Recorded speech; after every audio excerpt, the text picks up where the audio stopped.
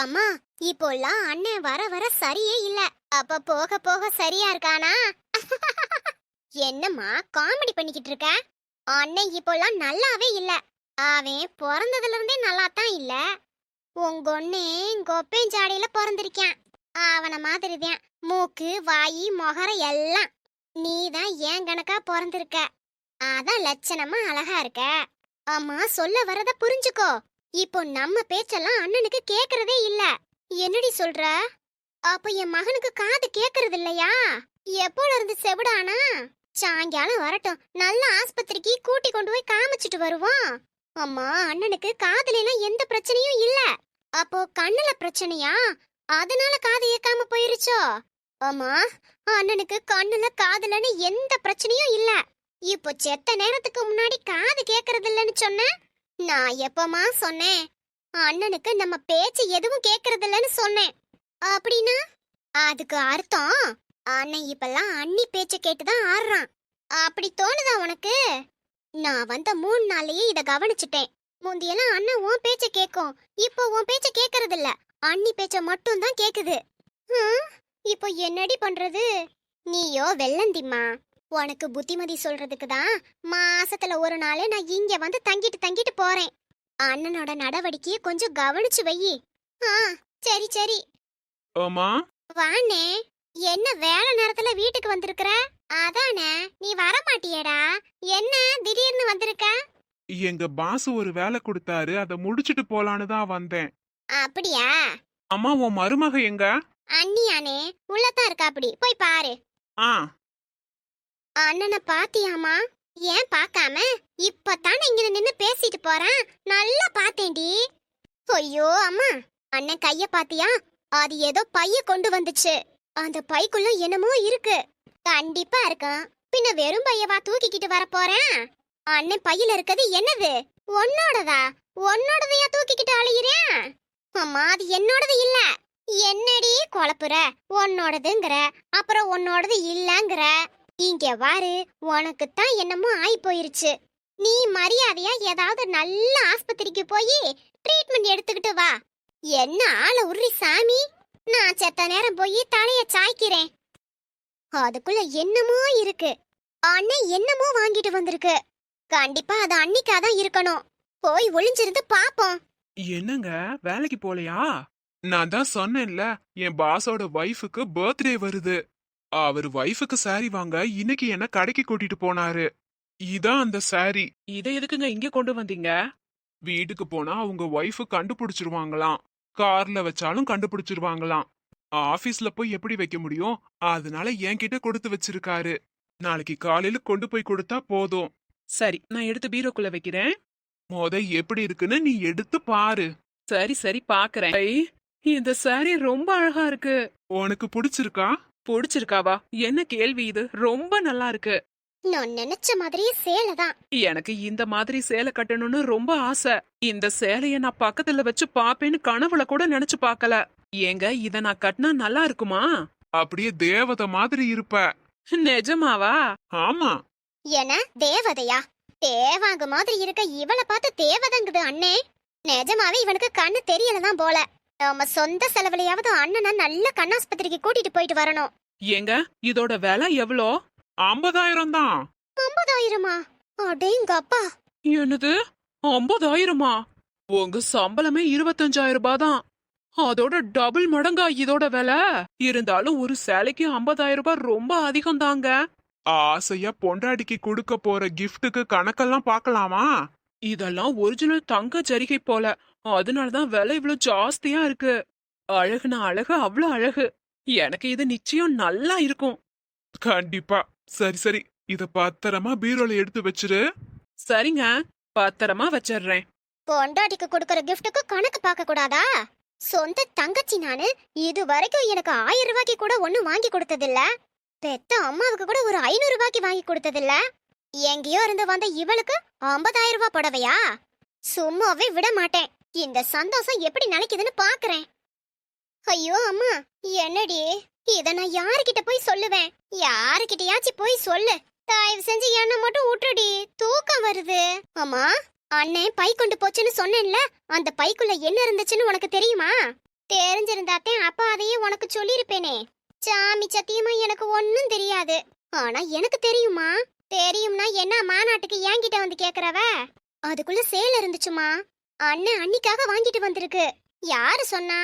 அண்ணன் தான் சொல்லுச்சு. பாத்தியாமா, நம்ம கிட்ட ஒரு வார்த்தை கூட சொல்லாம அண்ணன் அன்னிக்கு சேலையெல்லாம் வாங்கி கொடுக்குது. உங்க அண்ணன் வாங்கி கொடுத்தது உனக்கு தான் தெரியுமே. இப்பத்தானே உங்க அண்ணன் சொன்னதா சொன்னேன். அம்மா, அண்ணன் என்கிட்ட சொல்லல. அவங்க ரூம்ல பேசிக்கிட்டு இருந்தாங்க. நான் போய் கேட்டேன். எது சேலையவா? உங்க அண்ணன் கொடுத்தானா? ஐயோ அம்மா, நான் சேலைய கேட்கல. அண்ணனும் அண்ணியும் ரூம்ல பேசுறத நான் ஒட்டு கேட்டேன். சேலை தானடி வாங்கி கொடுத்தேன். போனா போது விடு. ஐயோ அம்மா, அந்த சேலையோட விலை என்னன்னு தெரியுமா? அது 50,000 ரூபாய் சேலையா. ஏண்டி நீ வேற? அவன் அழகா இருக்க பொண்டாட்டிக்கே வாங்கி தர மாட்டேங்கிறேன். உங்க ஒன்னிக்காரி ஒட்டகச்சிவிங்கி கழுத்து குதிரை முக ஜாடியில கிடக்கா. இவளுக்கு போய் உங்க ஒன்னே 50,000 ரூபாய்க்கு சேலை வாங்கி தரானாக்கா? இதெல்லாம் நம்புற மாதிரியா இருக்கு? போடி. செத்த நேரம் தூங்க விட மாட்டேங்கிறா. நான் இம்புட்டு தூரம் சொல்லியும் அம்மா என்ன நம்பல. இப்போ அண்ணிங்கிட்டயே போய் 50,000 ரூபாய்க்கு சேலை அவசியமானு கேட்டா என்ன? வேணாம் வேணாம், அப்படி கேட்டா நான் வாங்கியே கொடுக்கலன்னு அண்ணனும் அண்ணியும் போய் சொல்லிடுவாங்க. என்ன பண்றது? பேசாட்டுக்கு அந்த புடவைய கண்டம் துண்டமா வெட்டி போட்டுருவோம். அண்ணி எப்படி அந்த சேலைய கட்டுறான்னு நானும் பாக்குறேன். கிழிஞ்ச புடவைய பார்த்து 2 பேரும் சும்மா இருக்க மாட்டாங்க. விலை 50,000 ரூபாய். நிச்சயமா இந்த பிரச்சனைய அம்மா கிட்ட கொண்டு வருவாங்க. அப்ப கையங்களமா நான் பிடிக்கிறேன். 2 பேரையும் நிக்க வச்சு கேள்விக்கு மேல கேள்வி நான் கேக்குறேன். அப்பதான் யாத்திரை அடங்கும். அம்சவல்லி, நீயும் காலையில வெள்ளனே எந்திரிச்சு குளிச்சு ரெடி ஆயிரு. 2 பேரும் தான் பர்த்டே பார்ட்டிக்கு போறோம். மதியம் தான் பார்ட்டின்னு சொன்னீங்க. நம்மளும் gift வாங்கணும்ல. காஸ்ட்லியா தான் வாங்கணும். 4 கடை ஏறி இறங்குனாதான் gift வாங்க முடியும். நீயும் வா, சேர்ந்தே போலாம். சரி சரி, காலையில நான் சீக்கிரம் எழுப்புறேன். அடியே, சேலைய எங்க வச்ச? அங்கதான் பெட் மேல எடுத்து வச்சிருக்கேன் பாருங்க. இங்கதான் இருக்கா? என்னது இது, சேலை இப்படி கிழிஞ்சு கிடக்கு? என்னங்க சேலை இப்படி கிழிஞ்சு கிடக்கு? உன்கிட்ட எத்தனை தடவை சொன்னேன் இத பத்திரமா எடுத்து வைன்னு. நீ சரியா பீரோவை பூட்டாததாலதான் எலி இத கடிச்சு கொதறிடுச்சு. என்னோட மத்த சேலையெல்லாம் பத்திரமா இருக்கே. கரெக்டா நேத்து வந்த சேலைய மட்டும் எப்படி எலி கடிச்சு கொதரும்? எனக்கு என்னமோ சந்தேகமா இருக்கு. இந்த வேணுனே தான் யாரோ இப்படி பண்ணிருக்காங்க. யாரு இப்படி பண்ண போறா? இந்த சேலை வாங்கின விஷயம் உன்னையும் என்னையும் தவிர வேற யாருக்கும் தெரியாது. இல்லங்க, யாருக்கோ தெரிஞ்சிருக்கு. ஏன்னா நேத்து நான் ரூமுக்கு வந்தப்போ நம்ம பெட் மேல கத்திரிக்கோல் இருந்துச்சு. கிச்சன்ல இருந்த கத்திரிக்கோல் இங்க எப்படி வந்துச்சுன்னு நான் அப்பவே யோசிச்சேன். இப்போதான் புரியுது. இந்த சேலைய வெட்டுறதுக்கு தான் யாரோ இங்க எடுத்துட்டு வந்திருக்காங்க. அப்படியா? வா, யாரு வீட்டுல இத பண்ணிருந்தாலும் சரி, அவங்கள நான் சும்மாவே விட போறதில்ல. அம்மா, ராசாத்தி, அம்மா. என்னடா காலங்காத்தாலே கத்திக்கிட்டு கிடக்குற? அம்மாவுக்கு என்ன வச்சிருக்கிற? அம்மா, ராசாத்தி எங்க? மொட்டை மாடியில துணி காய போடணும்னு போனா. என்னன்னா காலையிலேயே கத்திக்கிட்டு இருக்க? 2 பேரும் உண்மைய சொல்லுங்க. இந்த சேலைய யாரு இப்படி பண்ணது? என்னடா சேலை? என்ன பண்ணிருக்கோம்? புரியுற மாதிரி சொல்லேன்டா. போச்சு போச்சு, அண்ணன் கிழிச்சத பத்தி தான் கேக்குது. இந்த சேலை புது சேலை. நேத்து தான் வாங்கிட்டு வந்தேன். இப்போ பார்த்தா இது துண்டு துண்டா கிழிஞ்சு கிடக்கு. யாரு இத பண்ணது? புது சேலை துண்டு துண்டா கிடக்கா? அது எப்படி? இந்த சேலையவே நான் இப்பத்தேன் பாக்குறேன். நான் எதுவும் பண்ணலடா. பண்ணாம தன்னால துண்டு துண்டா ஆயிருக்குமா? மரியாதையா சொல்லுங்க, யார் இப்படி பண்ணது? வீட்டுக்குள்ள யாரு வந்திருப்பா? ராசாத்தி? அம்மா, நீதான் பண்ணியா? என்னம்மா சொல்ற? இல்லடா, நேத்து நான் தூங்கிக்கிட்டு இருக்கப்ப இவ வந்து என்கிட்ட சொன்னா. அண்ணே, அன்னைக்கு புது சேலை வாங்கிட்டு வந்திருக்கு, அதோட விலை 50,000 ரூபான்னு. நான் பொய் சொல்றான்னு நினைச்சு சும்மா விட்டுட்டேன். அப்போ இத பண்ணது ராசாத்தி தான். பாத்தீங்களா, நான் சொன்னேன்ல, நீங்க தான் நம்பவே இல்ல. ராசாத்தி, அண்ணே, ஏன் இப்படி பண்ண? இந்த புடவையோட விலை 50,000 ரூபான்னு தெரிஞ்சும் பண்ணிருக்கேனா உனக்கு எவ்வளவு துமுறு? ஏன் இப்படி பண்ண? பதில் சொல்லு. நீ எனக்கு பதில் சொல்லு. என் வீட்டுக்காரரு பிசினஸ் பண்ண போறாருன்னு சொல்லி ஒரு 2 லட்சம் உன்கிட்ட கடன் கேட்டேனே. அப்போ என்கிட்ட காசு இல்லைன்னு சொன்ன. பிள்ளைகளுக்கு ஸ்கூல் ஃபீஸ் இருக்கு, இஎம்ஐ கட்டணும், லோன் கட்டணும்னு என்னென்னமோ சொன்ன. உன் கூட பிறந்த தங்கச்சி நானு. இத்தனை வருஷத்துல எனக்குன்னு ஒரு 5,000 ரூபாய்க்காவது புடவை எடுத்து கொடுத்திருக்கியா நீயே? என்ன கூட விடு, பெத்த அம்மாவுக்காவது எடுத்து கொடுத்திருக்கியா? ஆனா உன் பொண்டாட்டி எங்கேயோ இருந்து வந்தவ. நேத்து வந்தவளுக்கு 50,000 ரூபாய்க்கு புடவையா? இப்ப மட்டும் உன்கிட்ட காசு இருக்கா என்ன? கூட பிறந்தவளுக்கு செலவு பண்ண பணம் இல்ல, ஆனா பொண்டாட்டிக்கு செலவு பண்றதுக்கு மட்டும் பணம் இருக்கா?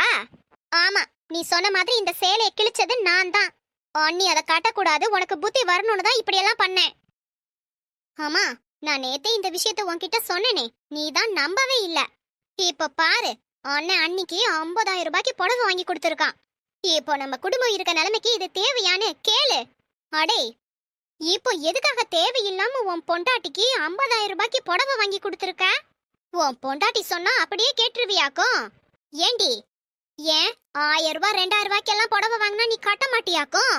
50,000 ரூபாய்க்கு வாங்கி கொடுத்தாதான் கட்டுவியோ? எதுக்கு 50,000 ரூபாய் புடவையை வாங்கி கொடுக்க சொன்ன? அத்த நான்லாம் எதுவும் கேட்கல. நீ கேட்காமல என் பையன் வாங்கி கொடுக்க போறான்? நீ தேவையில்லாம இந்த பேசாதீங்க. குடும்பத்துக்கு எப்ப காலடி பாரு எடுத்து என்ன வச்சதுக்கு திட்டதான் உங்க அப்புறம் தான் இந்த வேலையே. குடும்பம் விளங்காம போய்கிட்டு இருக்கு. போதும் நிறுத்துங்க. ஆமா, இந்த புடவையோட விலை 50,000 ரூபாய் தான். ஆனா நான் ஒண்ணும் என் பொண்டாட்டிக்காக இதை எடுத்துட்டு வரல. நீங்க பண்ண இந்த வேலையால எனக்கு தான் வேலை போக போகுது. என்னடா சொல்ற? வேலை போக போகுதா? இந்த புடவைய நான் வேலை பார்க்குற கம்பெனியோட ஓனர் தான் வாங்கினாரு. அவரோட பொண்டாட்டிக்கு பிறந்த நாள், அதுக்காக தான் இத வாங்கினாரு. அவர் வீட்டுல வச்சிருந்தா பொண்டாட்டி கண்டுபிடிச்சிருவாங்கன்னு என்கிட்ட ஒரு நாள் கொடுத்து வச்சிருக்காரு. இன்னைக்கு மதியானம் பர்த்டே பார்ட்டி நடக்குது. நான் இந்த சேலையை எடுத்துட்டு போகணும். இந்த கிழிஞ்ச சேலைய நான் எப்படி எடுத்துட்டு போவேன்? புதுசு வாங்கணும்னாலும் பணம் வேணுமே. என்கிட்ட பணமே இல்ல. இன்னைக்கு எனக்கு வேலை போறது உறுதி. வேலை போயிருச்சுன்னா நான் என்ன பண்ண போறேன்னு எனக்கே தெரியல. ராசாத்தி, இந்த சேலைக்கான பணத்தை நீ தான் கொடுக்கணும். மரியாதையா 50,000 ரூபாய கொடு. என்கிட்ட பணமே இல்ல அண்ணி, நான் எப்படி கொடுப்பேன்? காசு இல்லாம இருக்கலாம், ஆனா கையில கழுத்துலன்னு தங்க நகை தானே போட்டிருக்க. அத கழட்டி கொடு. அத அடமானம் வச்சு வர்ற பணத்துல நாங்க புடவைய வாங்கிக்கிறோம். அதுக்கப்புறம் உனக்கு எப்ப காசு கிடைக்குதோ அதை நீயே மீட்டுக்கோ. என் மருமக சொல்றான்ல, மரியாதையா கழட்டி கொடு. இல்ல நீயே போய் அடமானம் வச்சுட்டு பணத்தோட திரும்பி வா. இன்னும் 1/2 மணி நேரத்துல நீ வந்திருக்கணும். சரிம்மா. 1 hour later. அண்ணே, இதுல 50,000 ரூபாய் இருக்கு. இத வச்சு புடவை வாங்கிக்கோ. ஆமா, நான் வரேன். ராசாத்தி, இப்ப புரியுதா? அடுத்தவங்களுக்கு குழி பறிச்சா அந்த குழில நம்மளே விழ வேண்டி வரும். இனிமேலாவது நீ திருந்துற வழிய பாரு. எப்ப பாரு எங்கேயோ இருந்து வந்தவன்னு என்ன சொல்றல. நான் எங்கேயோ இருந்து வந்தாலும் இந்த குடும்பத்தை ஏன் குடும்பமா நினைக்கிறேன். அந்நியமா பார்க்காத, அன்பா பாரு.